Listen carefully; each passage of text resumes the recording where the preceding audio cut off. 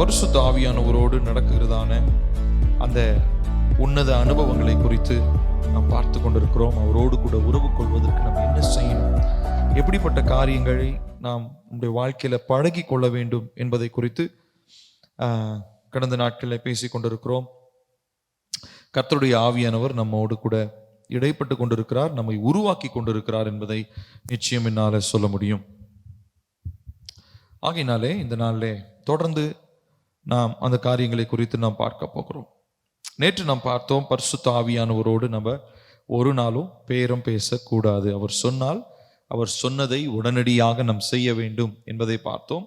அடுத்ததாக நாம் பார்த்ததான இன்னொரு முக்கியமான காரியம் என்னன்னு சொன்னா, சுயநீதி என்னும் அழுக்கான அந்த கந்தையை நாம் அகற்றிவிட வேண்டும் என்று சொல்லி பார்த்தோம். அடுத்ததாக நாம் பார்த்தது நம்முடைய பாரம், நம்முடைய இருதயத்தினுடைய பாரம், அவருடைய பாரம் நம்முடைய இருதயத்தின் பாரமாக மாற வேண்டும் என்கிறதான 3 காரியங்களை குறித்து உங்களோடு கூட நான் பேசினேன். இந்த நாளிலும் முதலாவது நாம் பார்க்க போகிறது, கர்த்தர் வணைந்து கொள்ளுகிறதான பாத்திரமாக இருக்க வேண்டியது அவசியம். Be an easily constructed vessel. பரிசுத்த ஆவியானவர் நம்மை வணைந்து கொள்ளுகிற பாத்திரமாக இருக்க வேண்டியது அவசியமாக இருக்கிறது. 2 தீமோத்தேயு 2வது அதிகாரம் 20வது வசனம். 2 தீமோத்தேயு 2:20.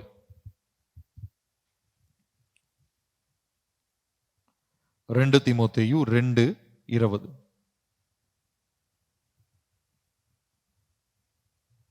எடுத்துட்டீங்களா? 2 தீமோத்தேயு 2:20. ஒரு பெரிய வீட்டிலே பொன்னும் வெள்ளியுமான பாத்திரங்களும் அல்லாமல் மரமும் மண்ணுமான பாத்திரங்களும் உண்டு. அவைகளில் சில கனத்திற்கும் சில கனவீனத்திற்குமானவைகள். திரும்ப சேர்ந்து வாசிப்போம். ஒரு பெரிய வீட்டிலே பொன்னும் வெள்ளியுமான பாத்திரங்களும் அல்லாமல் மரமும் மண்ணுமான பாத்திரங்களும் உண்டு. அவைகளில் சில கனத்திற்கும் சில கனவீனத்திற்குமானவைகள். இப்போ நல்லா கவனிக்கணும். ஃபர்ஸ்ட் இந்த 20வது வசனத்துல அவர் என்ன சொல்றாரு அப்படின்னு சொல்லி சொன்னா, ஒரு சில பாத்திரம் கனத்திற்குரியதும் ஒரு சில பாத்திரம் கனவீனத்திற்குரியதுமா இருக்குது வீட்டுல. ஆனா கர்த்தருடைய விருப்பம் என்ன அப்படின்னா, நம்ம எல்லாருமே பல விதமான பாத்திரங்களும் நம்ம இருக்கலாம். ஆனா நம்ம எல்லாருமே என்ன நினைச்சுக்கிறோம்னா, இல்லைங்க அவர் ரொம்ப கனத்துக்குரியவர், நான் கனவீனத்திற்கு உரியவனா நான் இருக்கிறேன் அப்படின்னு சொல்லி நம்ம இப்படி பார்க்காம, தேவன் என்ன சொல்றாருன்னா, அடுத்த வசனத்திலே பவுல் விதமா சொல்ற 21 பாருங்க. ஆகையால் ஒருவன் இவைகளை விட்டு தன்னை சுத்திகரித்து கொண்டால் அவன் பரிசுத்தமாக்கப்பட்டதும் எஜமானுக்கு உபயோகமானதும் எந்த நற்கிரியைக்கும் ஆயத்தமாக்கப்பட்டதுமான கனத்திற்குரிய பாத்திரமா இருப்பான். சோ நம்ம 2 விதமான பாத்திரங்களா இருக்கிறது நம்ம கையில தான் இருக்குது. நம்ம கனவீனமானவர்களா இருந்துதான் கர்த்தர் நம்மளை தெரிந்து கொண்டு கர்த்தருடைய சரீரத்திலே சபையில நம்ம சேர்த்திருக்கிறார். ஆனா இங்க வந்ததுக்கு அப்புறமும் நம்ம கனவீனத்திற்குரியவர்களாகவே இருந்தோம்னு சொல்லி சொன்னா நம்மிடத்துல ஆவியானவர் இல்லைன்னு சொல்லி அர்த்தம். இயேசுவை நீங்க நம்பலாம், ஆனா ஆவியானவர் உங்களை கனத்திற்குரிய ஒரு பாத்திரமாக மாற்ற விரும்புகிறார். அவருடைய கனம் உங்களிடத்துல வெளிப்படும்படியான பாத்திரமாக கர்த்தர் உங்களை மாற்ற விரும்புகிறார். இதற்கு ஒருவேளை நம்ம விட்டு கொடுக்கலன்னா கடைசி நிமிஷம் வரைக்கும் நம்ம கனவீனத்திற்குரிய பாத்திரமாக நம்ம காணப்படுவோம். நான் சொல்றது புரியுதுங்களா? சோ அப்ப பரிசுத்த ஆவியானவர் செய்யற காரியம் என்ன? அதுதான் 21ல நம்ம வாசிக்கிறோம், ஒருவன் தன்னை சுத்திகரித்து கொண்டு. அதுதான் இப்ப இந்த 21 நாள் நம்ம செஞ்சுக்கிட்டு இருக்கோம்.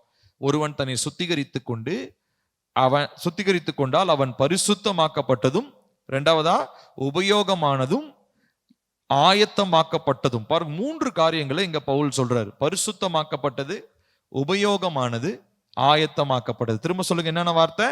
பரிசுத்தமாக்கப்பட்டது, உபயோகமாகி இருக்கிறது, ஆயத்தமாக்கப்பட்டது. சோ முதலாவது இந்த ஃபர்ஸ்ட் ப்ராசஸ் தான் இப்ப இந்த நாட்களில் நம்ம செய்யறோம். என்னது? பரிசுத்தமாகுதல். இருதயத்தின் ஆழங்களிலிருந்து அசுத்தங்களை வெளியேற்றி நம்முடைய இருதயத்துக்குள்ள ஆவியனுடைய நிறைவை பெற்றுக்கொண்டு பரிசுத்தத்திற்காக நாம் ஜெபித்து கொண்டிருக்கிறோம். அதற்காக நாம் வாஞ்சிக்கிறோம், நம் பிரயாசங்களை எடுக்கிறோம். 2வதா என்ன பண்ணணுமா? உபயோகமான. சோ உபயோகமானதுன்னா பரிசுத்தமானது ஃபர்ஸ்ட் ப்ராசஸ். 2வது உபயோகமானதுன்னா என்ன அர்த்தம்? ஆவியானவர் எனக்குள்ளாக வந்து அவருடைய கிரியைகளை எனக்குள்ளாக இருந்து செய்ய ஆரம்பிக்கும் பொழுது நான் எஜமானுக்கு உபயோகமான பாத்திரமாக நான் மாறி விடுகிறேன். நான் என்ன நினைக்கிறேன், பொதுவா மனுஷங்க என்ன நினைப்பாங்கன்னா, என் வாழ்க்கை எனக்கு பிரயோஜனமாகும்படி நான் வாழணும். இல்ல இப்படி சொல்லுவாங்க, 4 பேருக்கு பிரயோஜனமான வாழ்க்கை வாழுடா, 4 பேர் பாராட்டுற மாதிரி உருப்படியான வாழ்க்கை வாழணும்டா அப்படின்லாம் சொல்லுவாங்க இல்லைங்களா? ஆனா இங்க பவுல் சொல்றாரு, ஒரு தேவ மனிதன் உலகத்துக்கு பிரயோஜனமா மனுஷனுக்கு பிரயோஜனமா இல்ல, தன்னை அழைத்த எஜமானுக்கு பிரயோஜனமானவனாக இருக்க வேண்டும். மூணாவது அவர் சொல்றாரு, ஆயத்தமாக்கப்பட்டது, நற்கிரியைகளை செய்கிறதற்கு ஆயத்தமாக்கப்பட்டது. சோ இப்ப இந்த 3 காரியங்களுமே நம்முடைய வாழ்க்கையில் இருக்குதான்னு நம்ம ஆராய்ஞ்சு பார்க்கணும். இது 3மே கரெக்டா இவர் சொல்லியிருக்கிற ஆர்டர்ல தான் நடக்கணும். முதலாவது பரிசுத்தமாக்கப்படுதல், உபயோகப்படுத்தப்படுதல், ஆயத்தமாயிருத்தல். இந்த 3 காரியமுமே ரொம்ப ரொம்ப அவசியமாக இருக்கிறது. சோ நீங்க எப்படிப்பட்ட ஒரு பாத்திரமா இருக்க விரும்புறீங்க? பரிசுத்தமாக்கப்பட்டதும் உபயோகப்படுத்தப்பட்டதும் அப்புறம் உபயோகமாகிறதும் ஆயத்தமாக்கப்பட்டதுமான கணத்திற்குரிய பாத்திரமா இருக்கிறீங்களா? இல்லைங்க, என் விருப்பம், என்னுடைய இஷ்டம், அதன்படி நான் செஞ்சு பார்த்துட்டு போறேன் அப்படின்னா அப்படியே போக வேண்டியதான். நம்ம இங்க ஜபத்துக்காக உட்கார வேண்டிய அவசியம் இல்லை. ஆனா நம்ம சபைக்கு வரோம், கர்த்தருடைய வார்த்தையை கேட்கிறோம், ஆவியானவர் நம்மோடு பேசுறார். என்னத்திற்காக தெரியுங்களா? நம்மள கணத்திற்குரிய ஒரு பாத்திரமாக மாற்றும்படியாக தேவன் விரும்புகிறார். நம்ம எடுக்கிற தீர்மானத்தை ஒவ்வொரு நாளும் பரிசுத்த ஆவியானவர் ஓவர் ரூல் பண்ண மாட்டாரு. ஆவியானுடைய தன்மை என்ன தெரியுங்களா? நீங்க ஒரு தீர்மானம் எடுத்துட்டீங்கன்னா அந்த தீர்மானத்தை மிஞ்சி அவர் ஒரு தீர்மானத்தை எடுக்க மாட்டார். ஒருவேளை நான் கனவீனமானவனா நான் இருந்துக்கிறேங்க, இப்படியே இருந்துக்கிறேன் அப்படின்னு சொல்லி சொன்னா, ஆவியானவர் அந்த தீர்மானத்துக்கு உங்களை விட்டுருவார். உங்களை கட்டாயப்படுத்தி கனத்துக்குரியவனா நீ வா அப்படின்லாம் உங்களை இழுத்துட்டுலாம் வரமாட்டார். அப்ப கனத்துக்குரியவனா நான் மாறணும்ன்றது முழுக்க முழுக்க யார் கையில இருக்குது? யார் கையில இருக்குதுங்க? என் கையில இருக்குது. அப்போ நான் இதை குறித்து ரொம்ப ரொம்ப ஜாக்கிரதை உள்ளவனா நான் இருக்க வேண்டும். அப்போ கனத்துக்குரிய பாத்திரவனா இருக்கிறவன் தன்னை கர்த்தருடைய கரங்களிலே விட்டு கொடுக்கிற பாத்திரமாக இருக்கிறான். அதுதான் கனம்.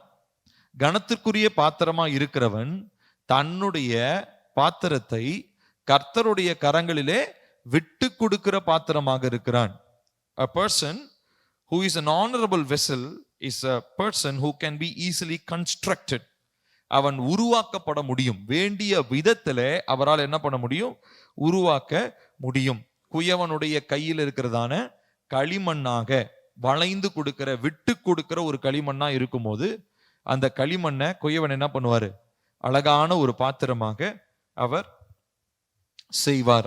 அவர் அதை உருவாக்குவார் அப்படின்னு சொல்லி நம்ம பார்க்கிறோம். அப்போ பரிசுத்த ஆவியானவர் இவ்விதமாய் நமக்கு கொடுக்கிறதான அறிவுரைகள், இல்ல நமக்கு கொடுக்கிறதான கட்டளைகள், ஆலோசனைகள் ஒவ்வொன்றையுமே நம்ம கீழ்ப்படிய ஆரம்பிக்கும் போது பிதாவாகிய தேவன் நம்மளை எப்படிப்பட்ட பாத்திரமாக உருவாக்கணும்னு நினைக்கிறாரோ அப்படிப்பட்ட பாத்திரமாக உருவாவதற்கு ஏற்றதான கட்டளைகளை தான் கர்த்தருடைய ஆவியானவர் நமக்கு கொடுப்பார். அவர் கொடுக்கிறதான ஒவ்வொரு கட்டளையும், அவர் நம்மளை செய்ய சொல்லுகிறதான ஒவ்வொரு காரியமும் நம்மளை என்னவா மாற்றுதுங்களா? கனத்திற்குரிய பாத்திரங்களாக நம்மை மாற்றுகிறது. சோ இவ்விதமாய் எஜமானுடைய கரங்களில் இருக்கிறதான ஒரு களிமண்ணாக நாம் மாற்றப்பட வேண்டியது அவசியமாக இருக்கிறது. 2 தீமோத்தேயு 3வது அதிகாரம் 17வது வசனம் பாருங்களேன். இங்க கர்த்தருடைய வசனத்தை பத்தி தான் சொல்லுது. ஆனா அந்த கர்த்தருடைய வார்த்தை, தேவ வாக்கியங்கள் ஒரு மனுஷனை எப்படி மாற்றுதுன்னு பாருங்களேன். வேத வாக்கியங்கள் எல்லாம் தேவ ஆவியினால் அருளப்பட்டிருக்கிறது. தேவனுடைய மனுஷன் தேறினவனாகும். நல்லா கவனிக்கணும். தேறினவன், அடுத்ததா நற்கிரியை செய்ய தகுதியுள்ளவன் இருக்கும்படிக்கு அவைகள் உபதேசத்துக்கும் கடிந்து கொள்ளுதலுக்கும் சீர்திருத்தலுக்கும் நீதியை படிப்பிக்குதலுக்கும் பிரயோஜனம் உள்ளவைகளாயிருக்கிறது. சோ ஒரு மனுஷன் இந்த 2 காரியத்தை செய்யணும். ஒண்ணு, அவன் தேறினவனா இருக்கணும், நற்கிரியை செய்ய தகுதி உள்ளவனாக இருக்க வேண்டும். சோ கர்த்தருடைய ஆவியானவர் உள்ள வரும்போது இதுதான் செய்வார். எதன் மூலமா செய்வார்? தேவனுடைய வார்த்தையின் மூலமா செய்வார். தன்னுடைய ஆவியின் வல்லமையினாலே அதை செய்வார். அப்போ இந்த ஒரு காரியம், இதுதான் கனத்திற்குரிய ஒரு மனுஷனுடைய ப்ரொஃபைல்.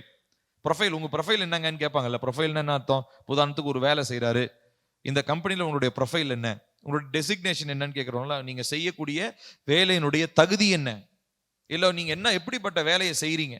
அந்த மாதிரி கனத்திற்குரிய பாத்திரத்துக்குரிய ப்ரொஃபைல் என்ன தெரியுங்களா? அவங்க எப்படி இருப்பாங்களாம்? தேறினவர்களாகவும் நற்கிரியை செய்ய தகுதியுள்ளவர்களாகவும். இதுதான் கனத்திற்குரிய பாத்திரத்தினுடைய ஒரு ப்ரொஃபைல்.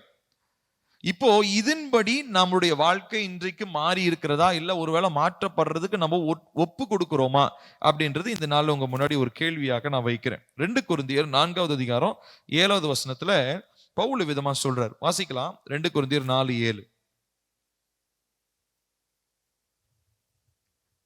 இந்த மகத்துவமுள்ள வல்லமை எங்களால் உண்டாயிராமல் தேவனால் உண்டாயிருக்கிறது என்று விளங்கும்படி இந்த பொக்கிஷத்தை மண் பாண்டங்களில் நாங்கள் பெற்றிருக்கிறோம். பாருங்க, பொக்கிஷங்களை பவுல் தன்னுடைய சரீரத்தை எப்படி பார்க்கிறாரு? மண் பாண்டம்பா, இது சீக்கிரமாக அழிஞ்சிரும். ஆனா இதுக்குள்ள என்ன கொடுக்கப்பட்டிருக்கிறது? எனக்குள்ள யார் இருக்கிறா? பொக்கிஷம், விலையேற பெற்ற பொக்கிஷம். நீங்களும் நானும் பொக்கிஷம் நம்ம கையில கிடைச்சா என்ன பண்ணுவோம்? நல்லா பத்திரப்படுத்தி யாருமே உடைக்க முடியாத ஒரு பெட்டிக்குள்ள போட்டு வைப்போம். ஆமாவா இல்லையா? யாருமே உடைக்க முடியாத ஒரு இரும்பு பெட்டிக்குள்ள போட்டு வைப்போம். ஆனா தேவன் என்ன பண்றாருங்களா? தன்னுடைய பொக்கிஷத்தை, அதாவது அந்த அபிஷேகத்தை, பரிசுத்த ஆவியானவர் என்கிற அந்த பெரிய பொக்கிஷத்தை எதுக்குள்ள வைக்கிறாரு? சரீரம், அழிந்து போகக்கூடிய இந்த மண் பாண்டத்திற்குள்ளாக வைக்கிறார். அப்போ இந்த சரீரம் அழிவுள்ளது, ஏன்னா அது மண் பாண்டத்தினால செய்யப்பட்டது, மண்ணினாலே செய்யப்பட்டது. ஆனா உள்ள இருக்கிறதான பொக்கிஷம் அழிவில்லாதது.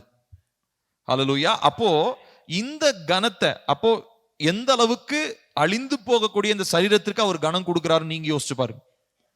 அப்போ இதை நீங்க கனம் உள்ளவங்களா ட்ரீட் பண்ணுமா, கனவீனத்துக்குரியவங்களா ட்ரீட் பண்ணுமான்றது நீங்க யோசிச்சு பாருங்க. உங்களுடைய சரீரம் மண்பாண்டத்தினால செய்யப்பட்டது. ஆனா அதுக்குள்ள என்னத்தை கொடுத்திருக்கிறாரு? ஆவியை கொடுத்திருக்கிறார், அபிஷேகத்தை கொடுத்திருக்கிறார், அழைப்பை வச்சிருக்கிறார். நேற்று சொன்ன 3 காரியம்: அழைப்பு, அபிஷேகம், வரங்கள். இது 3மே ஒரு மனுஷனுக்குள்ள இருக்குது. ஆனா இவர் சொல்லணும்னா இவர் எங்க வச்சிருக்கலாம்? இத அழிவில்லாத சரீரமாகிய தேவ தூதர்களுக்கு அதை கொடுத்திருக்கலாம்.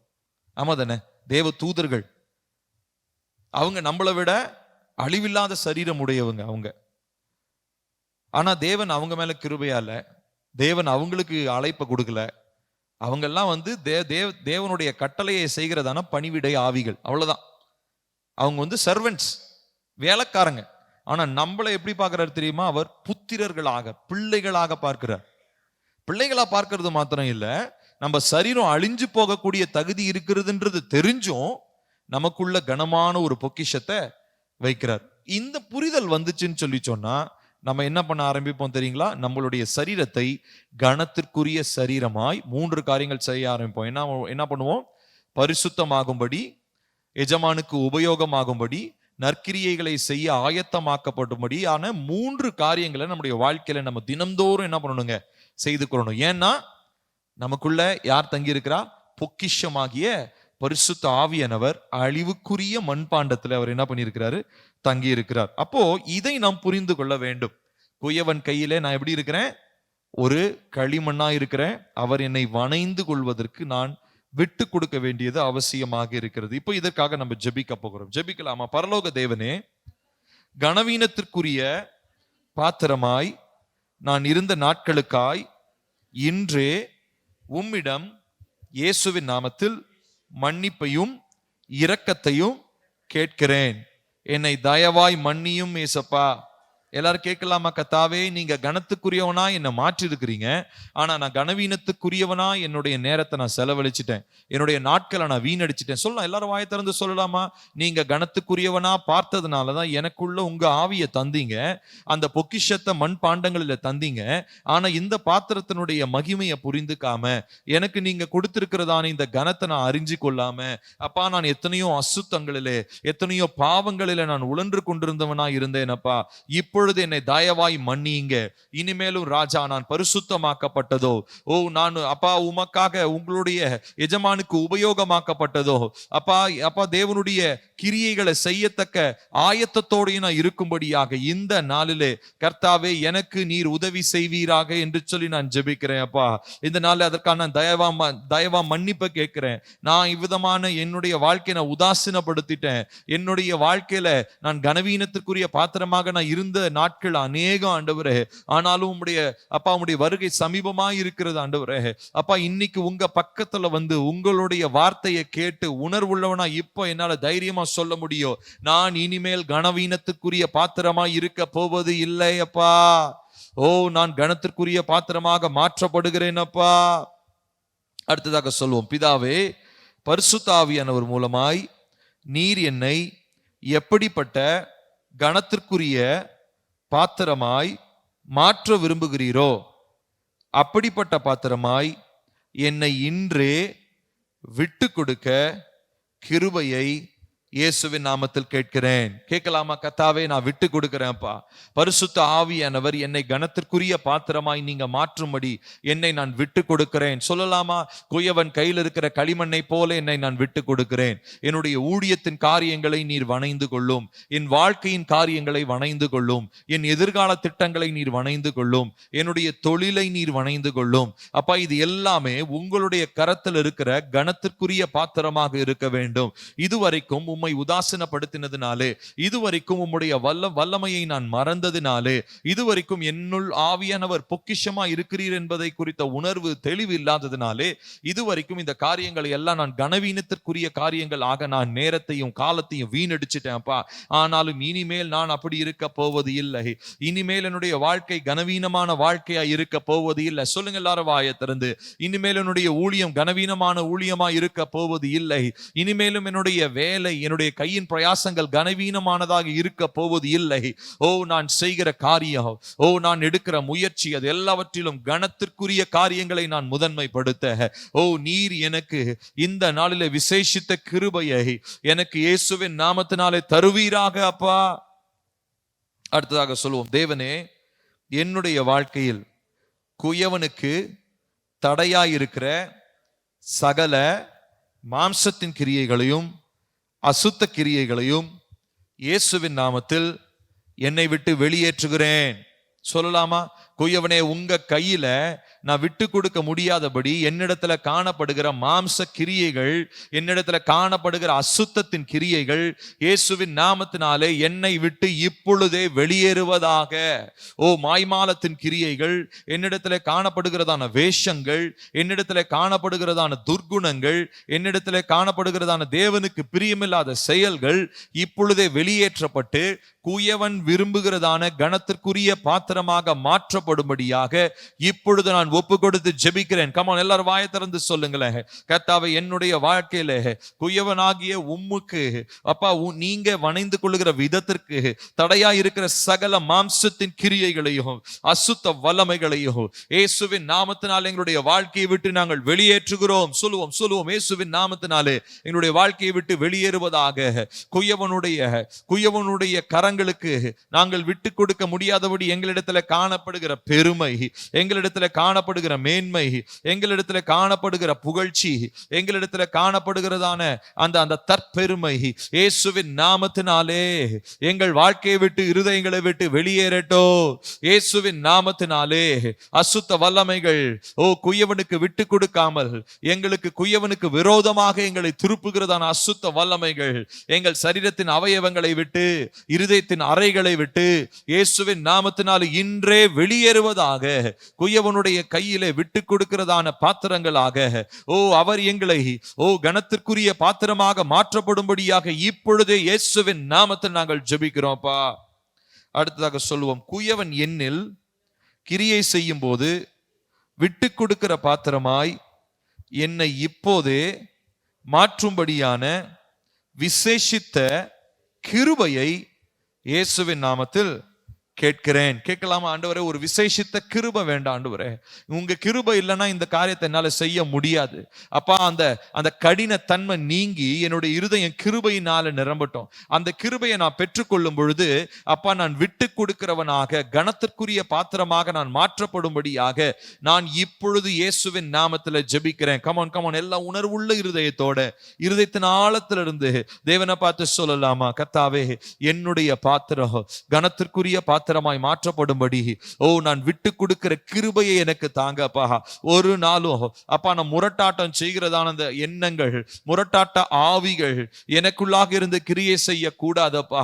கர்த்தர் சொல்லுகிற காரியம், கர்த்தர் செய்கிற காரியத்திற்கு விட்டு கொடுத்து கனமுள்ள ஒரு பாத்திரமாக மாற்றப்படும்படியாக இந்த நாளிலே இயேசுவின் நாமத்தினால் ஒரு விசேஷித்த கிருபையை நான் பெற்றுக்கொள்கிறேன். இயேசுவின் நாமத்தில் கேட்கிறோம் பிதாவே, ஆமென். அடுத்ததாக நாம் பார்க்கிறது, மன்னிப்பு கேட்பதில் துரிதமாக இருங்கள். Be quick to repent. மன்னிப்பு கேட்கறதுல வேகமா இருக்கணுமா, உடனே. மன்னிப்பு கேட்பதில் துரிதமாக இருக்க வேண்டும். இதுக்கு சிறந்த உதாரணம், நம்ம இந்த மனுஷனை பத்தி நிறைய தடவை இந்த நாள்ல பார்த்துட்டோம். சவுலுக்கும் தாவீதுக்கும் இருந்த வித்தியாசம் என்ன தெரியுங்களா? சவுல் தன்னுடைய இருதயத்தின் கடினத்தை, தன்னுடைய கீழ்ப்படியாமை, தன்னுடைய பெருமையை அப்படியே வச்சுக்கணும்னு நினைச்சான். ஆனா தாவீது என்ன தெரியுங்களா பண்ணா? கர்த்தர் ஒரு காரியத்தை உணர்த்தினது உடனே என்ன பண்றாங்க, அவன் தன்னை ஒப்பு கொடுத்து அவன் மன்னிப்பு கேட்கிறான். மன்னிப்பு கேட்டுட்டு அவன் ரொம்ப அந்த சங்கீதம் 51 அவன் எழுதுறான். சங்கீதம் 51 தாவீது எழுதுகிறது நம்ம பார்க்கிறோம். பாருங்க, சவுலுக்கும் தாவீதுக்கும் இருந்த ஒரே வித்தியாசம் அது மட்டும்தான். சவுல் எப்படிப்பட்டவனா இருந்தான்? மன்னிப்பு கேட்கறானோ கேட்கலையோ ரொம்ப லேட் பண்ணிக்கிட்டே இருந்தான், தாமதம் பண்ணிக்கிட்டே இருந்தான். அவன் கேட்ட மாதிரி தெரியல.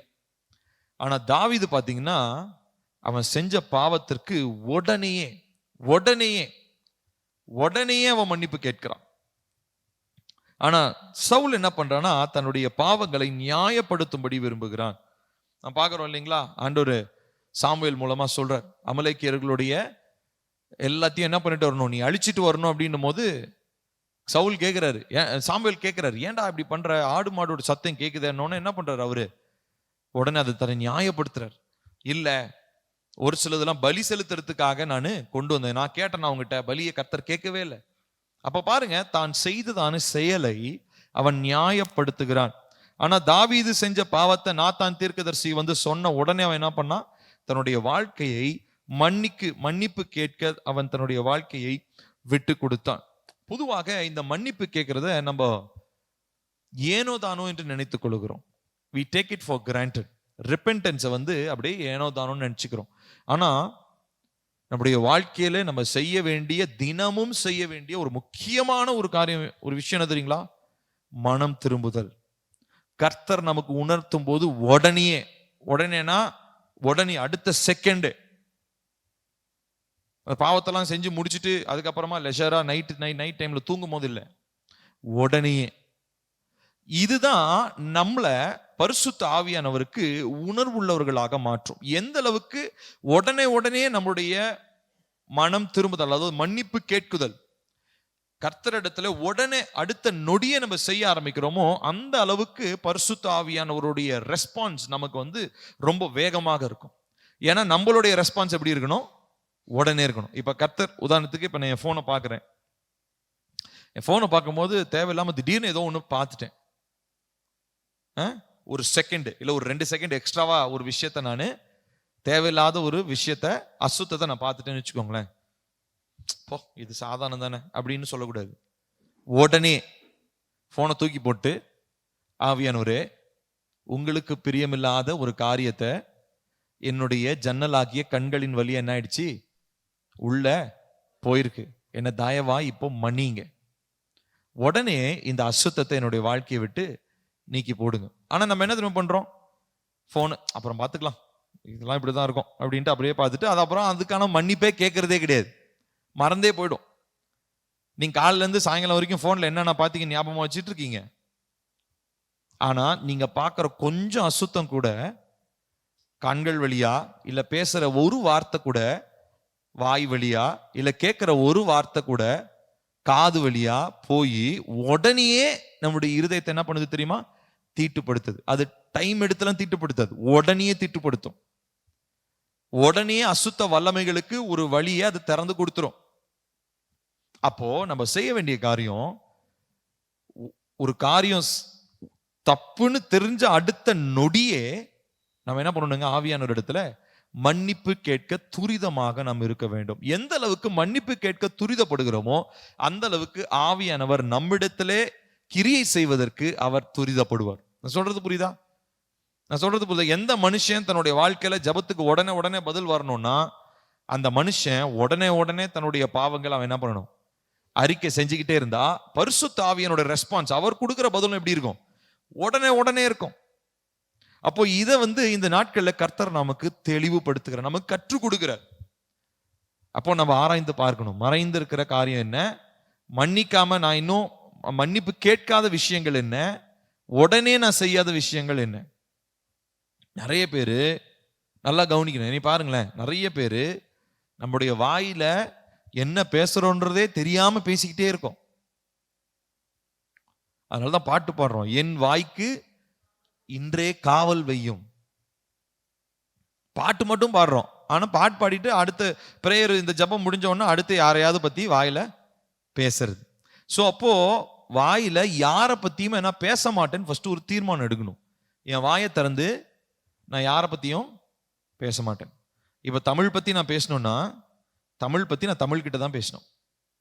தமிழை பத்தி நான் பிரவீன் கிட்ட என்ன பண்ணக்கூடாது, பேசக்கூடாது. அப்படி நான் தமிழை பத்தி பிரவீன் கிட்ட பேசினேன்னா அது பேர் என்ன தெரியுமா, புறங்கூறுதல்.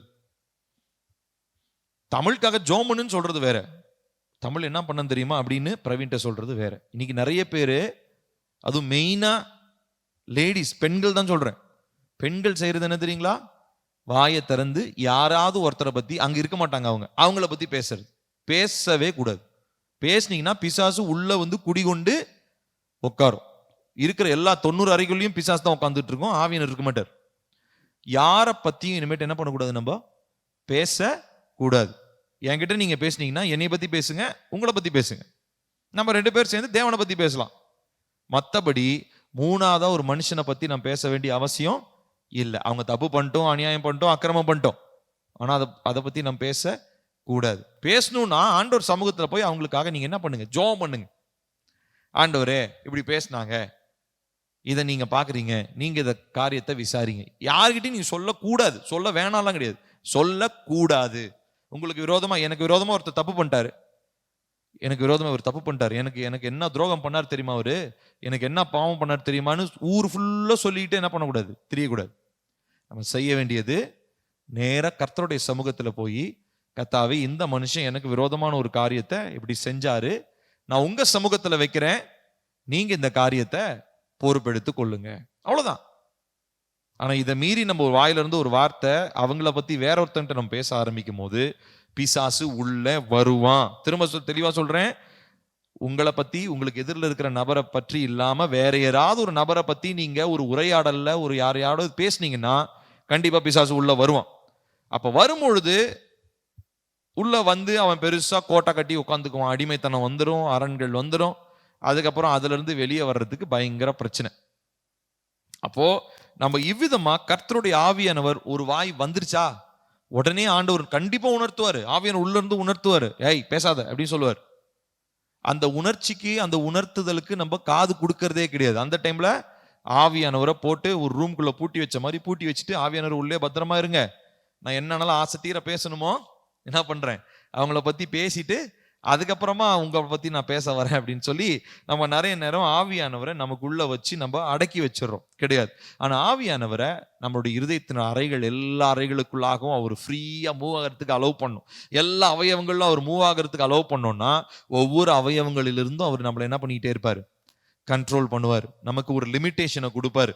காதுகளில் என்ன கேட்கணுன்ற ஒரு உணர்வை தருவார், கண்ணு வெளியே என்னத்தை பார்க்கணுன்ற உணர்வை தருவார், வாயு வெளியே எதை பேசணுன்ற உணர்வை தருவார், இருதயத்துல என்ன சிந்திக்கணும்ன்ற, இருதயத்துக்குள்ள என்ன வரணும்ன்ற ஒரு உணர்வை தருவார். இப்போ இதை மீறி கொஞ்சம் நம்ம பிசகினாலும் உடனே ஒரு ஒரு ஒரு ஒரு டக்குன்னு ஒரு ஷார்ப் பிரிக் ஒன்று இருக்கும், ஒரு குத்துதல் மாதிரி ஒன்று இருக்கும்.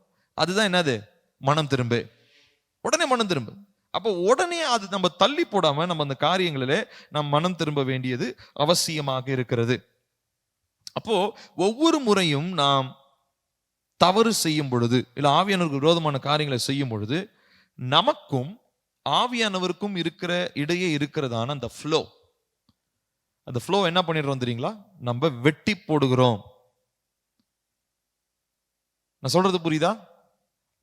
இப்போ ஒரு வயர் எடுத்துக்கோங்களேன், இங்க ஒரு ஃபேன் இருக்கு, கீழே சுவிட்ச் இருக்குது.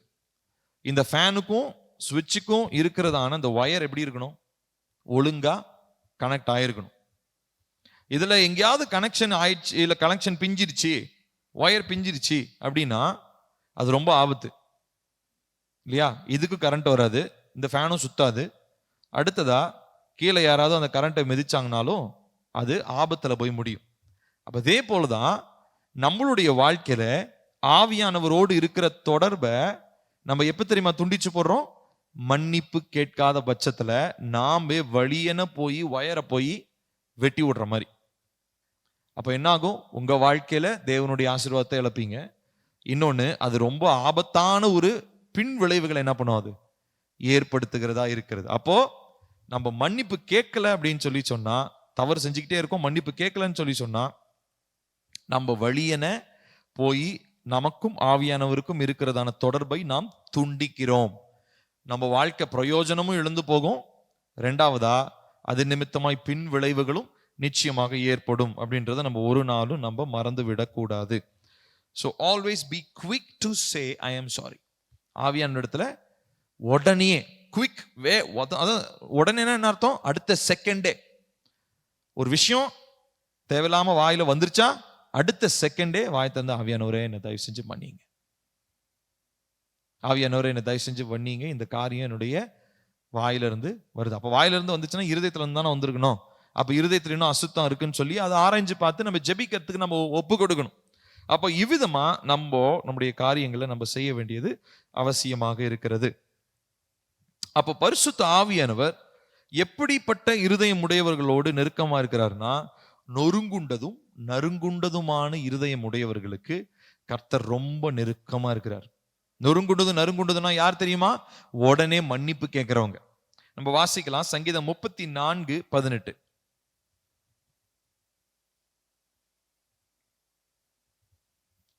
சங்கீதம் 34:18 வாசிக்கலாமா? நொறுங்குண்ட இருதயம் உள்ளவர்களுக்கு கர்த்தர் சமீபமாயிருந்து நறுங்குண்ட ஆவியுள்ளவர்களை அவர் ரட்சிக்கிறார். அப்போ நொறுங்குண்ட இருதயம் என்ன அர்த்தம்? அந்த புரோக்கன்னஸ்ல எப்பயுமே நம்ம இருக்கணும். ஒரு அருமையான ஒரு ஊழியக்காரர் ஒருத்தர் இருக்கிறார். அவர் எப்போ பார்த்தாலும் பிரேக் மீ அப்படின்னு ஒரு பாட்டு பாடுவார். அந்த பாட்டு எனக்கு ரொம்ப பிடிக்கும். நான் காலையில எந்திரிச்ச உடனே நான் வாக்கிங் போகும்போது நான் அந்த பாட்டு தான் கேட்டு போவேன். பிரேக் மீ, பிரேக் மீ, என்னை உடைங்க. நொறுங்குண்ட இருதயம், நொறுங்குண்ட இருதயம் உள்ளவர்களை கர்த்தர் சமீபமா இருந்து நறுங்குண்ட ஆவியுள்ளவர்களை ரட்சிக்கிறார். பொதுவா இந்த இந்த உடைக்கிறது அப்படின்ன உடனே நம்ம அடுத்த ப்ராஜெக்ட் பிளான் பண்ணிடுவோம். உடைக்கிற ப்ராஜெக்ட் கம்ப்ளீட்டே ஆகாது. அடுத்த ப்ராஜெக்ட் என்ன தெரியுமா? உடைச்சு உருவாக்குறதுலாம் எவ்வளவு பெரிய விஷயம் தெரியுமா? அது நம்ம சாதாரணமா சொல்லிட்டு இருப்போம். உடைதல்லயே இன்னும் நிறைய பேர் வரல. ஆனா என்ன கேட்டுக்கிட்டு இருக்கிறோம்? என்ன உருவாக்குங்க, ஆண்டவர் உருவாக்கவே மாட்டார். முதல்ல இன்னும் உடைக்கவே படலையே, சுயம் இன்னும் அழியலையே, இன்னும் இருதயத்துல இன்னும் மாம்சத்தின் கிரியைகள் மறைந்து இருக்கிறது, அப்புறம் எங்க போய் உருவாக்குங்க என்னைய? அப்போ நிறைய நேரங்கள்ல இந்த உருவாக்குங்க, உடைச்சு உருவாக்குங்க அப்படின்னு சொல்றதுக்கு லாஜிக்கலி அது ஓகே தான். ஆனா அந்த உருவாக்குங்கன்னு சொல்ற அளவுக்கு நம்ம இன்னும் தகுதி படல. ஏன்னா இன்னும் உண்மையா நம்ம உடைக்க படல. இருதயம் இன்னும் ஒழுங்கான தேவன் விரும்புகிற விதத்துல இருதயம் அந்த நொறுங்குண்ட நிலைக்கு இன்னும் வரல. அப்ப நம்மிடத்துல இன்னும் மேன்மையான பெருமையான அநேக காரியங்கள் இருக்கிறது. நான் சொன்னேன் இல்லைங்களா, நேத்து கூட நான் சொன்னேன், கர்த்தருடைய சித்தத்துக்கு எதிர்மறையா நம்ம செஞ்சோம்னா நம்ம கிட்ட என்ன இருக்குது? சுயநீதி இருக்குது. கர்த்தருடைய சித்தத்துக்கு எதிராக நம்ம செஞ்சோம்னா என்ன அர்த்தம்? ஆண்டவரை பார்த்து என்ன சொல்றோம்னு சொன்னேன், ஏசப்பா நீங்க தப்பு, நான் ரைட்டு அப்படின்னு சொல்றதுக்கு தான் அர்த்தம். அப்போ ஒரு காரியத்தை நம்ம புரிந்து கொள்ள வேண்டும். நமக்கு எப்பயுமே நம்முடைய இருதயம் நொறுக்கப்பட்டு இருக்க வேண்டும். அந்த நொறுக்கத்துல தான் நம்ம கர்த்தரை தேட முடியும். என்னைய உடைத்து உருவாக்குங்க, உருவாக்குனதுக்கு அப்புறம் என்னத்துக்கு நமக்கு தேவன்? நிறைய பேர் பாத்தீங்கன்னா அந்த ஸ்பிரிச்சுவல் ஆவிக்குரிய நிலையில ஒரு பெருமை வந்துடும். ஏன்னா கர்த்தரனை உருவாக்கிட்டார், கர்த்தரனை ஊழியக்காரன் ஆக்கிட்டார், கர்த்தரனை அபிஷேகிச்சிட்டார், வரங்களும் தாளந்துகளும் அப்படி வல்லமையா செயல்படுது. இப்படிப்பட்ட மனிதர்களிடத்துல ஆவியானவரால முழுமையான, அதாவது ஆவியானுடைய அந்த முழுமையான அந்த ஃப்ளோ அவங்களுடைய வாழ்க்கையில் இருக்காது. வரங்கள் இருக்கலாம், தாளந்துகள் செயல்படலாம், ஆனா ஆவியானவருடைய அந்த நிறைவு அவங்களுடைய வாழ்க்கையில காணப்பட முடியும். அதனால தான் நேத்து கூட நான் உங்களுக்கு வித்தியாசத்தை சொன்னேன். அபிஷேகத்துல ஊழியம் செய்யறது வேற, வரங்கள்ல ஊழியம் செய்யறது வேற. வரங்கள்ல ஊழியம் செய்கிற நிறைய மனுஷங்க இன்னைக்கு இருக்கிறாங்க. ஆனா அபிஷேகத்துல ஊழியம் செய்கிற மனுஷங்க தேவனுடைய ராஜ்யத்தை கட்டுகிற மனிதர்களாக இருப்பாங்கன்னு சொல்லி நேற்று நான் சொன்னேன். ஸோ ஆகையினாலே நம்ம பரிசுத்த ஆவியானவராலே பெற்றுக்கொள்ளுகிறதான அந்த அபிஷேகத்தை நாம் பிரதானப்படுத்த வேண்டும். இன்னொரு வசனம், அதே சங்கீதம் 51 இதே மாதிரி வார்த்தையை தாவீது திரும்ப சொல்றார். சங்கீதம் 51:17 பாருங்க. 51:17, தேவனுக்கு ஏற்கும் பலிகள் நொறுங்குண்ட ஆவிதான். தேவனே, நொறுங்குண்டதும் நறுங்குண்டதுமான இருதயத்தை நீர் புறக்கணிக்க மாட்டீர். அப்போ ஆண்டவரே, இந்த நொறுங்குண்ட ஆவி, நொறுங்குண்டதும் நறுங்குண்டதுமான இருதயம், இதை எனக்கு எப்பயுமே தாங்க. ஒவ்வொரு நாளும் இதை நீங்க ஜெபம் பண்ணணும். என்ன ஜெபம் பண்ணணும் தெரியுமா? கர்த்தாவின் இருதயத்தை நொறுக்கும். Break my heart. என் இருதயத்தை நொறுக்குங்க. உருவாக்குறதெல்லாம் அது அப்புறம் பார்த்துக்கலாம். அதுக்கெல்லாம் நமக்கு இன்னும் காலங்கள் இருக்கிறது. ஆனா நொறுக்குதலுக்கு தான் இன்னைக்கு காலம் இல்லை. நிறைய பேரு இந்த இந்த இந்த ஃபேஸை ரொம்ப சீக்கிரமா கடந்துடணும்னு நினைக்கிறோம்.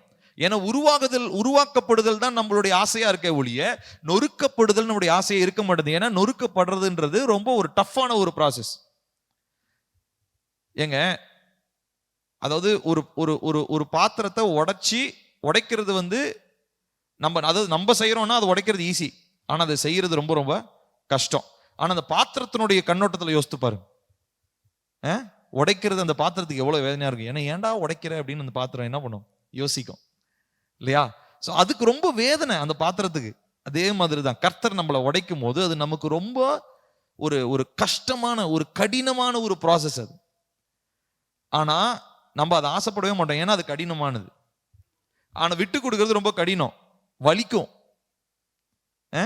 ஒரு சிலையை எடுத்துக்கோங்களேன். சிலையில இருந்து ஒரு கல்ல இருந்து ஒரு சிலையை செய்யும் போது என்ன பண்ணுவாங்க, அது என்ன பண்ணுவாங்க, உளி வச்சு செதுக்குவாங்க. செதுக்கும் போது அந்த கல்லுக்கு சந்தோஷமாவா இருக்கும். கல்லுக்கு உயிர் இல்லை, நான் ஒரு எக்ஸாம்பிளுக்கு சொல்றேன். அந்த கல்லுக்கு வலிக்கும் இல்லையா, தேவையில்லாத காரியங்களை. ஸோ ஏன்னா ஒரு பரிபூரணம் ஒன்று உண்டாகணும், அதுல இருந்து ஒரு அழகான ஒரு வடிவம் ஒன்று வரணும். அதுக்கு என்ன பண்ணுவாங்க, அந்த சிற்பி அவரு அந்த ஒளியை வச்சு என்ன பண்ணுவாரு, செதுக்குவார். ஸோ இதுக்கு தான் ரொம்ப டைம் ஆகும். நம்ம உடைக்கப்படுதல்ல ஏதோ ஒரு மாசத்துல உடைக்கப்பட்டு 10 வருஷத்துக்கு உருவாக்கப்படுற கான்செப்ட்லாம் நம்ம மறந்துடணும் இனிமேட்டு. ஒருவேளை நீங்க அப்படி நினைச்சிருந்தீங்கன்னா அதை மாத்திக்கோங்க. நம்மளுடைய வாழ்நாளுடைய கடைசி வரைக்கும் நம்ம உடைக்கப்பட வேண்டியது அவசியம். உருவாக்கப்படுதல்ன்றது இங்க கிடையாது. ஒருவேளை இங்க ஒரு சிலருக்கு தரலாம், அது தேவனுடைய கரங்கள் இருக்கு. ஆனா வாட் ஐ பிலீவ், நான் நம்புற ஒரு விஷயம், மகிமையிலே கர்த்தருடைய பரிபூர்ணத்துல அதுதான் முழுமையான உருவாக்குதல்.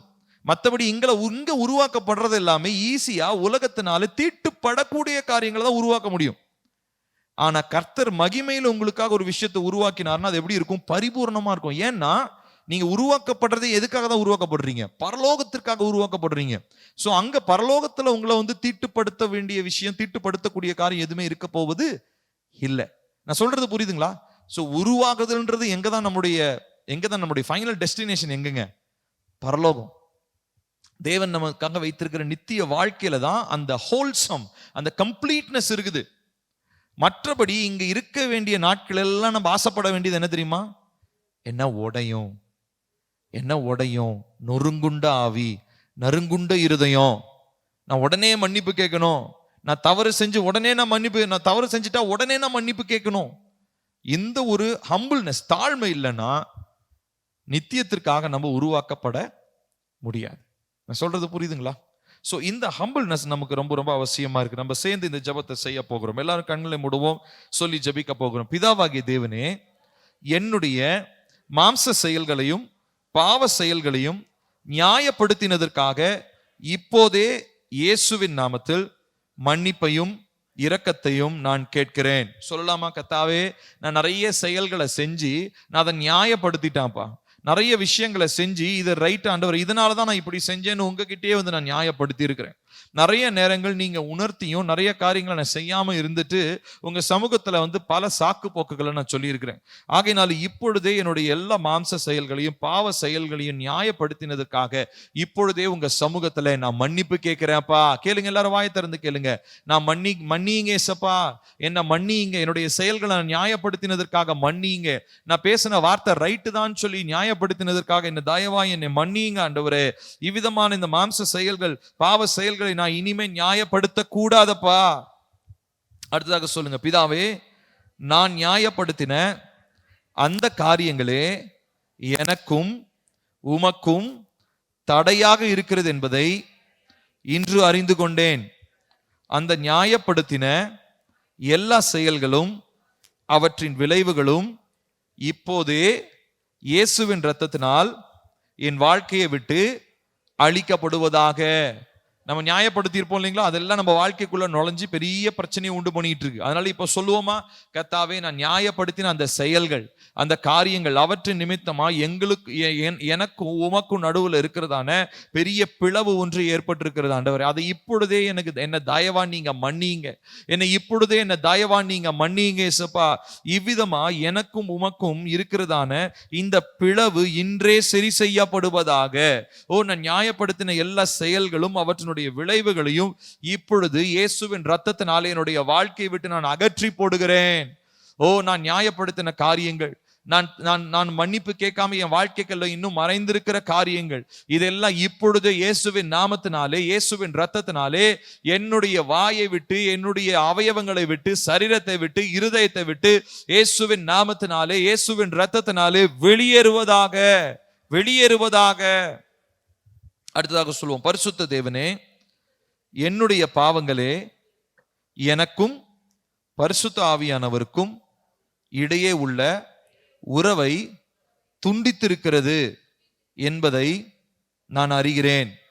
ஆகையால் இப்போதே நீர் என்னை பரிசுத்த இயேசுவின் இரத்தத்தினால் சுத்திகரிக்கும்படி ஆவியானவரோடு இருக்கிற உறவை சீர் செய்யும்படி இயேசுவின் நாமத்தில் ஜெபிக்கிறேன். கேட்கலாமா? கர்த்தாவே, என்னுடைய பாவங்கள் தான் எனக்கும் பரிசுத்த ஆவியானவருக்கும் இடையே இருக்கிறதான அந்த தொடர்பை துண்டிச்சு போட்டுருச்சு. நான் நிறைய விஷயங்களுக்கு மன்னிப்பு கேட்காம விட்டுட்டேன். அதனாலதான் என்னுடைய வாழ்க்கையில ஹோலி ஸ்பிரிட்டோடைய ஃப்ளோ, பரிசுத்த ஆவியானுடைய அந்த வழிந்தோடுகிற அனுபவம் எனக்கு இல்லாம போயிடுச்சு. ஆனா இப்பொழுது இயேசுவின் நாமத்தினாலே நான் கேட்கிறேன், பரிசுத்த இயேசுவின் இரத்தத்தினாலே என்னுடைய வாழ்க்கையில துண்டிக்கப்பட்டதான அந்த உறவு, பரிசுத்த ஆவியானவரோடு இருக்கிறதான அந்த உறவு இப்பொழுது இயேசுவின் நாமத்தில் சரி செய்யப்படுவதாக. சொல்லலாமா? இயேசுவின் நாமத்தினாலே சரி செய்யப்படுவதாக. எனக்கும் பரிசுத்த ஆவியானவருக்கும் இடையே உள்ள உறவு இயேசுவின் நாமத்தினாலே சரி செய்யப்படுவதாக. நான் செய்த பாவங்களினால் இந்த உறவு அப்பா மறைஞ்சிருச்சு. அப்பா, இந்த உறவுல ஒரு பிளவு ஏற்பட்டுருச்சு. இந்த உறவுல ஒரு துண்டிப்பு ஏற்பட்டுருச்சு. இப்பொழுது இயேசப்பா, நீங்க இந்த காரியங்களில கிரியை செஞ்சு என்னுடைய வாழ்க்கையில எனக்கும் பரிசுத்த ஆவியானவருக்கும் இடையே இருக்கிற உறவை கர்த்தர் சரி செய்யுங்கப்பா. அடுத்ததாக சொல்லுவோம், பரிசுத்த தேவனே, இன்றிலிருந்து நான் நொறுங்குண்ட ஆவி உடையவனாய், உடைந்த உள்ளமுடையவனாய் இருக்க இயேசுவின் நாமத்தில் எனக்கு கிருபை தாரும். எல்லாரும் கரங்களை உயர்த்தி கேட்கலாமா? கர்த்தாவே, நான் இன்றிலிருந்து நொறுங்கின ஆவியுடையவனா இருக்கணும் ஆண்டவரே. இன்றிலிருந்து நான் உடைந்த உள்ளமுள்ளவனா இருக்கணும் ஆண்டவரே. இன்றையிலிருந்து அப்பா, என்னுடைய இருதயம் எப்பொழுதும் அப்பா உம்முடைய நொறுக்குதலுக்கு விட்டு கொடுக்கிற இருதயமா என்னுடைய இருதயம் இருக்கணும் ஆண்டவரே. என்னுடைய இருதயத்துல காணப்படுகிற கடின தன்மை உடையட்டும் அப்பா. என்னுடைய இருதயத்துல காணப்படுகிறதான சுயம் உடையட்டும் அப்பா. என்னுடைய இருதயத்துல காணப்படுகிறதான மாம்ச கிரியைகள் வெளியேற்றப்பட்டு என்னுடைய இருதயம் எப்பொழுதும் நொறுங்குண்ட ஆவியுடையவனா இருக்கணும் ஆண்டவரே. தாவீது விதமா இருந்ததை நாங்க பார்க்கிறோமே. நொறுங்குண்டதும் நறுங்குண்டதுமான இருதயத்தை எங்கள் தேவன் புறக்கணிப்பது இல்லை என்று சொல்லி நாங்க வாசிச்சோமே. ஆகையினால் இப்பொழுது அப்பா, எங்களுடைய இருதயம் நித்தமும் நித்தமும் உங்க முன்னாடி எங்களுடைய ஜீவன் இருக்கிற வரைக்கும் நாங்கள் நொறுங்குண்ட ஆவியுடையவர்களாகி, உடைந்த உள்ளமுடையவர்களாகி எப்பொழுதும் உம்முடைய சமூகத்திலே காத்திருக்க கர்த்தாவே எங்களுக்கு உதவி செய்வீராக. இயேசுவின் நாமத்தில் ஜெபிக்கிறோம் பிதாவே. உட்காருவோம்.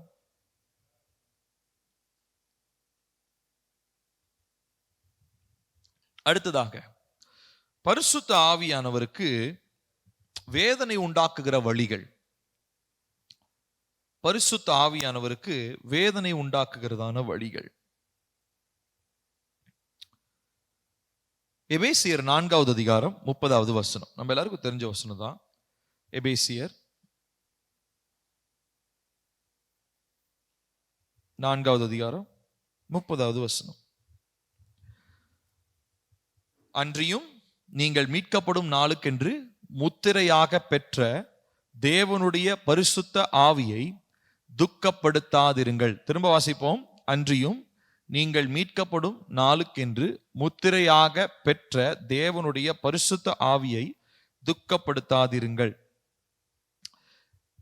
நான் தேவ பிள்ளையாய் இருந்து கொண்டும் பரிசுத்த ஆவியானவருக்கு வேதனை உண்டாக்குகிற வழிகளில் என்னால நடக்க முடியும். 100% வாய்ப்பு இருக்கு. நான் தேவ பிள்ளையா இருக்கிறனால நான் செய்யறது எல்லாமே தேவன் விரும்புறாரு, இல்ல தேவ சித்தத்தை தான் செய்யறேன்னு நம்மளால சொல்ல முடியாது. அப்போ அந்த மாதிரி சொல்ற நிலைமைக்கு அவ்வளோ ஹை லெவல் கான்ஃபிடன்ஸ் எனக்கு தெரிஞ்சு யாருக்குமே கிடையாது. பெரிய ஒரு பரிசுத்தமான ஒரு அபிஷேகிக்கப்பட்ட ஒரு மனுஷன் நீங்க கேட்டீங்கனாலும், இல்லைங்க நான் தவறுவேங்க, நான் பல நேரம் ஆவியானவருக்கு நான் ஆவியருடைய சத்தத்துக்கு நான் செவி கொடுக்கல அப்படின்னு சொல்லி நிறைய பேர் தேவ மனிதர்கள் சொல்லுவாங்க. எனக்கு தெரிஞ்சு அவ்விதமா சொல்றதுக்கு நமக்கு யாருக்குமே தகுதி இல்லை. ஒரு நாள் கூட நான் பரிசுத்த ஆவியானவருக்கு வேதனை உண்டாக்குன வழியில நடந்ததே கிடையாது அப்படின்னு யாரும் சொல்ல முடியுமா? முடியாது. ஏன்னா நம்ம எல்லாருடைய வழிகளிலுமே ஏதாவது ஒரு இடத்துல நம்ம தேவனுக்கு பிரியமில்லாத ஒரு காரியத்தை, வேதனை உண்டாக்குகிற காரியத்தை நம்ம நிச்சயமாக செய்திருப்போம். இப்போ பரிசுத்த ஆவியானவர் நல்லா கவனிக்கணும். முதலாவது தேவனுக்கு வேதனை உண்டாக்குகிற முதல் விஷயம் என்ன அப்படின்னா, the things that you do repeatedly.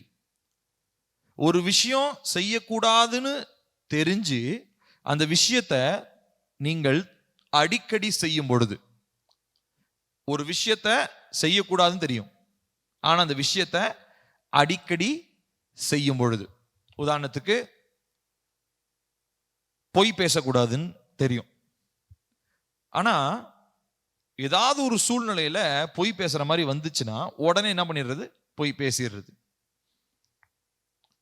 So இவ்விதமான காரியம், நேற்று பொய் பேசியிருப்பாங்க, இன்னைக்கு பொய் பேசியிருப்பாங்க. அதாவது நீங்க நைட் வந்து ஒப்புரவாயிடுறீங்க, அதை பத்திலாம் இல்லைன்னு சொல்ல. இப்ப நீங்க காலையில பொய் பேசிட்டீங்க, கர்த்தருடைய சமூகத்துல மன்றாடி ஜெபம் பண்ணி மன்னிப்பு கேட்டீங்க, திரும்ப நாளைக்கு என்ன பண்றீங்க? பொய் பேசுறீங்க, பொய் பேசிட்டு திரும்ப நைட்டு உணர்த்தப்பட்டு ஜெபம் பண்றீங்க. சோ இந்த விஷயத்தை நீங்க என்ன பண்றீங்க? திரும்ப திரும்ப செஞ்சுக்கிட்டே இருக்கீங்க. நான் சொல்றது புரியுதா? நீங்க மன்னிப்பு கேட்கறத பத்தி நான் சொல்ல, மன்னிப்பு கேட்கறத பத்தி தான் போன டாபிக்ல பார்த்தோம். ஆனா இப்போ மன்னிப்பு கேட்ட விஷயத்தை திரும்ப நீங்க அதை ரிப்பீட் பண்ணாதீங்க, தொடர்ந்து அதை என்ன பண்ணாதீங்க? செய்ய கூடாது. அப்ப இவ்விதமா இருக்கக்கூடியதான விஷயங்கள்ல நம்ம ரொம்ப ரொம்ப ஜாக்கிரதையா இருக்கணும். இப்போ ஒரு சிலர் பார்த்தீங்கன்னா, இந்த ஒரு சில அவங்களுடைய பிஸ்னஸ்ல, உதாரணத்துக்கு வந்து பார்த்தீங்கன்னா மார்க்கெட்டிங் ஸ்ட்ராட்டஜியில் இருக்கிறவங்க, அந்த பிஸ்னஸ்லாம் பார்த்தீங்கன்னா பொய் சொல்றது தான் அவங்களுக்கு பொழப்பாவே இருக்கும். பார்த்துருக்கீங்களா? பொய் சொல்றது தான் அவங்களுடைய பொழப்பாவே இருக்கும். அப்போ அவங்களாம் என்ன பண்றது? வேலையை விட்டுறணும், வேற வழி இல்லை. பொய் சொல்றதாங்க என் பொழப்பு, பொய் சொன்னதான் எனக்கு காசு வரும் அப்படின்னா அப்ப அந்த வேலை வேண்டாம். ஆண்டவர்கிட்ட கேளுங்க, ஆண்டவரே நான் நியாயப்படி நான் வேலை செய்யறதுக்கு எனக்கு நல்ல வேலையை தாங்க, எனக்கு 5000 ரூபாய் சம்பளம் இருந்தாலும் பரவாயில்ல, நீங்க எவ்வளவு சம்பளம் கொடுத்தாலும் பரவாயில்ல. சோ நான் சொல்றது ஒரு உதாரணத்துக்கு சொல்றேன். பொய் பேசுறதோ இல்ல வேற ஏதாவது ஒரு தேவனுக்கு பிரியமில்லாத காரியத்தை செஞ்சாதான் எனக்கு வேலை நடக்கும் அப்படின்னா அந்த வேலை வேண்டாம். ஏன்னா ரிப்பீட்டடா நம்ம செய்யும் பொழுது, தொடர்ச்சியாக செய்யும் பொழுது நம்ம என்ன தெரியுங்களா பண்றோம்? தேவனை வேதனைப்படுத்துகிறோம். அவருடைய இருதயத்தை நம்ம நோகடிக்கிறோம். வேதனை உண்டாக்குகிற வழிகளை நாம் தெரிந்து கொள்ளுகிறவர்களாக இருக்கிறோம். சோ கர்த்தருடைய சமூகத்துல ஒரு காரியத்தை குறிச்சு நம்ம தப்பு செஞ்சிட்டோம், மன்னிப்பு கேட்டுட்டோம், ஓகே. ஆனா அதையே நம்ம திரும்ப திரும்ப நம்ம செய்யும் பொழுது வேதனை உண்டாக்குகிற வழிகளிலே நாம் நடக்கிறோம் என்பதை புரிந்து கொள்ள வேண்டும். இப்போ உதாரணத்துக்கு ரெண்டாவது ஒரு காரியம். சோ முதலாவது சொன்னேன் திரும்ப திரும்ப செய்யற காரியம். ரெண்டாவதா கவனம் தேவையில்லாத காரியங்கள். அதாவது the things that does not regard too much. இப்போ ஒரு சில விஷயத்தை வந்து நம்ம கவனம் இல்லாம சின்ன சின்ன விஷயங்கள் இருக்கும் இல்லைங்களா? உதாரணத்துக்கு வந்து பாத்தீங்கன்னா, இப்போ நம்மளுடைய வாழ்க்கையில நிறைய காரியங்கள் வந்து நம்ம செஞ்சிருப்போம். அது சின்ன விஷயமா இருக்கும் அது, ஆனா அது வந்து ஒரு பெரிய விஷயமா யாருக்குமே தெரியாது. ஆனா நமக்கு அது ஒரு ப்ராப்ளமா தெரியும். கர்த்தர் அதை உணர்த்துவார். ஏய், இந்த சின்ன விஷயம் பாத்தியா, இதை நீ செய்யாத அப்படின்னு சொல்லி ஆவியானவர் சொல்லுவார். இந்த காரியத்துக்கு நம்ம என்ன பண்ணணுங்க, நம்ம விட்டு கொடுக்கணும். ஸோ மைனர் ரிகார்ட்ஸ்ன்னு சொல்றோம். மைனர்னா என்ன அர்த்தம்? சின்ன காரியம்.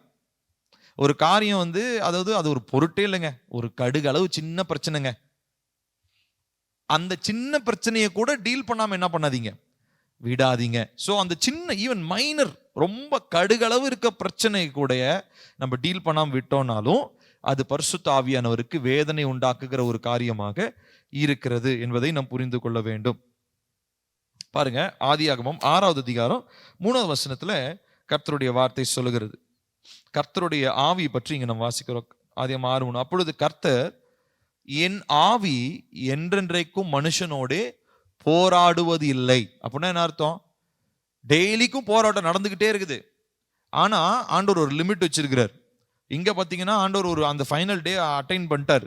மனுஷனுடைய இருதயம் இப்படி பொல்லாங்கா இருக்குது, நான் போராடிக்கிட்டே இருக்க போறது, அதனால வெள்ளத்தை கொண்டு வந்து என்ன பண்ண போறேன், இவங்களெல்லாம் நான் அழிக்க போறேன்னு தேவன் தீர்மானம் பண்ணிட்டார். அப்போ தேவனுடைய இந்த நியாய தீர்ப்புக்கு முன்னாடி நம்மளுடைய இருதயத்துல காணப்படுகிறதான இந்த போராட்டங்களை, இந்த இருதயத்துல காணப்படுகிறதான காரியங்களை நம்ம சரி செய்து கொள்ள வேண்டும்.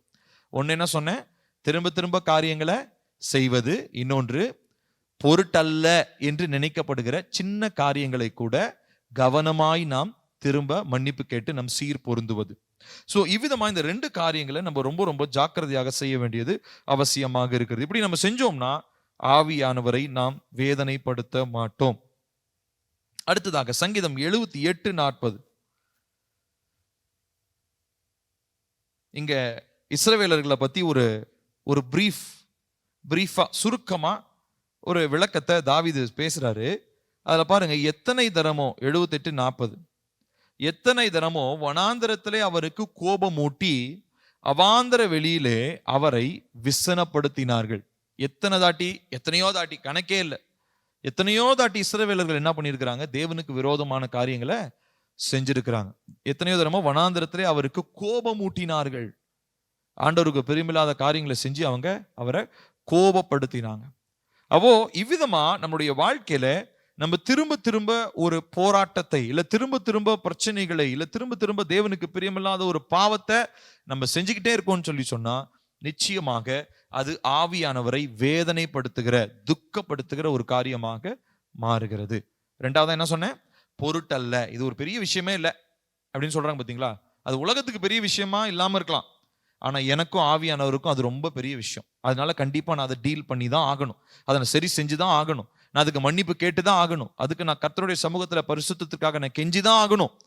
இந்த ஒரு சீரியஸ்னஸ் நம்முடைய வாழ்க்கையில அவசியமாக இருக்கிறது. நம்ம அப்படி செய்யும் பொழுது நாம் பரிசுத்த ஆவியானவரை நாம் துக்கப்படுத்த மாட்டோம். இதற்காக நாம் ஜெபிக்க போகிறோம். யாரும் எழுந்து நிற்கலாமா?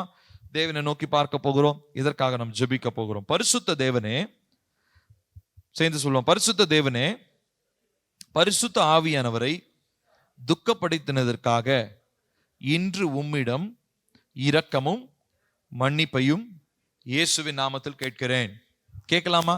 பிதாவே, நீங்க எனக்கு தந்தருளின பரிசுத்த ஆவியானவரை நான் துக்கப்படுத்தினதற்காக இப்பொழுது இயேசுவின் நாமத்துல நான் மன்னிப்பு கேட்கிறேன். கேளுங்க, எல்லாரும் வாய் திறந்து கேட்கலாமா? ஆவியானவருடைய சத்தத்தை நான் கேட்காம போயிட்டேன், ஒரு சில பாவங்களை நான் திரும்ப திரும்ப செஞ்சிட்டேன், ஒரு சில காரியங்கள் பொருட்டல்லன்னு சொல்லி நான் உதாசீனப்படுத்திட்டேன். இப்படிப்பட்ட காரியங்களினாலே பரிசுத்த ஆவியானவரை நான் துக்கப்படுத்தி இருக்கிறேன். சொல்லுங்க, பரிசுத்த ஆவியானவரே, உங்களை நான் துக்கப்படுத்தி இருக்கிறேன். அதனால இப்பொழுது இயேசுவின் நாமத்தினாலே எனக்கு ஒரு மன்னிப்பை தாங்க, ஒரு இரக்கத்தை தாங்க அப்பா. அடுத்ததாக சொல்லுவோம், பரிசுத்த தேவனே, இன்று என்னில் பரிசுத்த ஆவியானவரை பிரியப்படுத்துகிற இருதயத்தை உருவாக்கும் என்று இயேசுவின் நாமத்தில் கேட்கிறேன். ஆமென். கேட்கலாமா? பரிசுத்த ஆவியானவரை பிரியப்படுத்துகிற ஒரு இருதயம் எனக்கு இன்னைக்கு தாங்கப்பா.